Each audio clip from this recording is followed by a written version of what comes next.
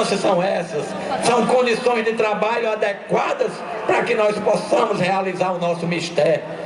E o que é que nós procuramos? A remuneração justa, o pagamento em dia, para que nós possamos servir a população. Então encerramos agora aqui a nossa manifestação de 1º de maio, que foi muito feliz, muito alegre, e mais do que nunca, nós nas ruas de Natal podemos dar conta do nosso protesto, da nossa insatisfação, da nossa repulsa a essas reformas como elas estão sendo feitas.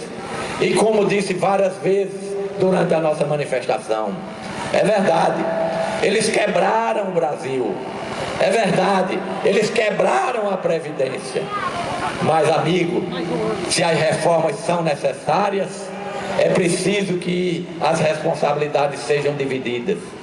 Uma reforma não pode ser feita com o sangue do trabalhador. Uma reforma não pode ser feita com a vida do trabalhador. A reforma tem que ser dada à contribuição de cada um, mas os direitos conquistados pela luta, pelo suor, pelo sangue e pela vida de tantos trabalhadores, nós não vamos entregar de mão beijada domingo. Nós não vamos permitir que se roubem os direitos adquiridos, que se vilipendie o trabalhador, que se escravize o trabalhador.